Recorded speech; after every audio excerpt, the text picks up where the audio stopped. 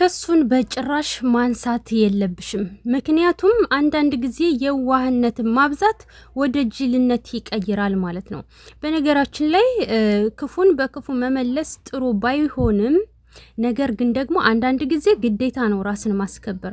ሰላም ሰላም፣ ውድ ቤተሰቦቼ ሰላማችሁ ይብዛ። ለዚህ ቻናል አዲስ የሆናችሁ ሰብስክራይብ፣ ላይክ፣ ሼር ያደረጋችሁ ቤተሰብ ሁኑ። ሁሌም አዳዲስ ትኩስ ቪዲዮዎችን የምታገኙበት ቻናል ነው። ሁሌም ከጎን የሆናችሁ የምታበረታቱኝ ፈጣሪ ሙሉ ጤና ይስጣችሁ። የተረገጣችሁት ሁሉ እርጥብ ይሁንላችሁ። እናም ሩታ እንግዲህ ክሱን አንስቻለሁ እያለች መታለች ማለት ነው። ቢኒና ፈረንጁ በጭራሽ ማንሳት የለብሽም እያሏት ነበረ።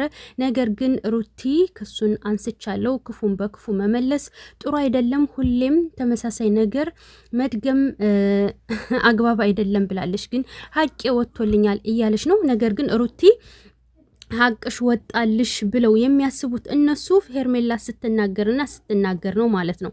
ይሄን ሁሉ መልካምነት እያደረግሽ እንኳ እነሱ ምንም ያንቺ እንደዚህ ዋጋ መክፈል ዋጋ አልሰጡትም ማለት ነው። ዋጋ ላልሰጠ ሰው ደግሞ የዋህነቱን ማብዛት አግባብ አይደለም ማለት ነው። አንዳንድ ጊዜ እንዴ ልጅሽ ተዘቅዝቆበታል፣ ተሰድቦበታል፣ ብዙ ነገር ተብሏል፣ አንቺም ብዙ ነገር ተብለሽበታል፣ ገባሽ? ስምሽ ጠፍቷል። የክብር ጉዳይ ነው እዚህ ጋር። ስለዚህ ጅልነት ነው እንጂ የምለው የዋህነትን ማብዛት አግባብ አይደለም። የዋህነትን ቦታ አለው፣ ገብቶሻል? እና በፍጹም ክሱን ማንሳት የለብሽም እንዴ። ሜሪ የተናገረችሽ ንግግር እንኳ ራሱ አያምሽም እንዴ?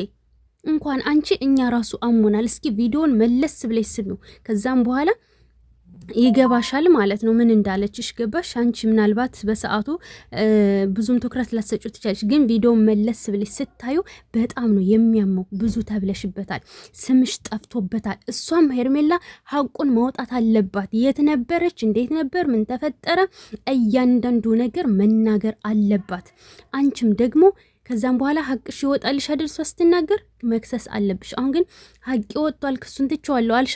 ከዛ ዙረው አብርሽን እውነተኛ ለማስባል ምን ያደርጋሉ? ሄርሜላ የእሷ እጅ አለበት ብላ ትመጣለች። የዛን ጊዜ ጥሩ አይመጣም። ክስሽን በፍጹም ማንሳት የለብሽም። ፋይሉ መዘጋት የለበትም። አሁንም ቀጥለሽ እነሱን አራታቸውንም ማስገባት አለብሽ። እንደውም በዛኛው ቻናል እኔ ቀን የሰራሁት ቪዲዮ ነበርና ከለቀኩት ወዲያ ሳየው ክሱን አንስቻለሁ ምናምን እያለሽ መታለሽ ማለት ነው። ከለቀኩት ወዲያ አልደልተው እናም ክሱን በማንሳትሽ ቅር ብሎኛል። ክፉን በመልካም መመለስ በእርግጥ ጥሩ ነው፣ ግን ደግሞ አንቺን እያስከበረሽ አይደለም፣ ዋጋ እያስከፈለሽ ነው። ዋጋ ለሚያስከፍልሽ ሰው ይሉንታ ለሌለው ሰው ርህራሄ አያስፈልግም። እየሰማሽኝ ከሆነ ማለት ነው። እና የእኛን ምክር የምትሰሚ ከሆነ ፈረንጁም ቢኒም የተናገሩት ነገር ትክክል ነው። እሷ ደግሞ ወደዚህ ማለት የለም፣ ሀቁን ትናገር አለቀ።